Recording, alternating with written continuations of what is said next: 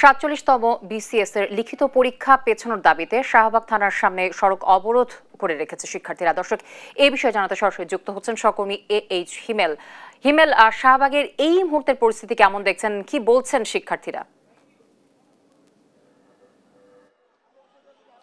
যদি আপনি জানেন, আজ সারাদিন কিন্তু ৪৭তম যে বিসিএস লিখিত পরীক্ষা আছে, সেই লিখিত পরীক্ষার পেছানোর দাবিতে কিন্তু আন্দোলন করে ঢাকা বিশ্ববিদ্যালয়ের শিক্ষার্থীরা, শুধু ঢাকা বিশ্ববিদ্যালয় না, বাংলাদেশের বিভিন্ন বিশ্ববিদ্যালয়ে কিন্তু আজ এই লিখিত পরীক্ষা পেছানোর জন্য লিখিত পরীক্ষা পেছানোর জন্য তারা কিন্তু আন্দোলন করে যায়।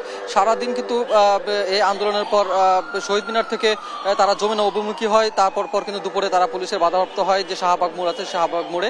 আমি এই মুহূর্তে শাহবাগ মোড়ে অবস্থান করছি। আপনি দেখতে পাচ্ছেন যে পিছনে কিন্তু পুলিশ এবং যে ছাত্ররা রয়েছে তারা কিন্তু বেশ এখানে অবস্থান করছে।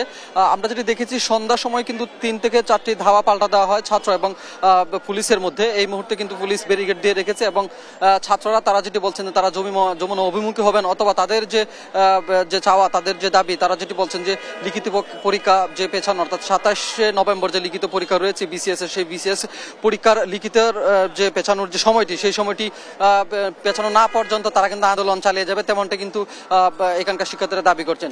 ঢাকা বিশ্ববিদ্যালয়ের শাহবাগ মোড়ে যে পুলিশ এবং শিক্ষার্থীদের মধ্যে যে বিসিএস লিখিত পরীক্ষার যে সর্বশেষ তথ্য, আমার কাছে এই ছিল সর্বশেষ পরিস্থিতি। জ্যোতি, আমাদের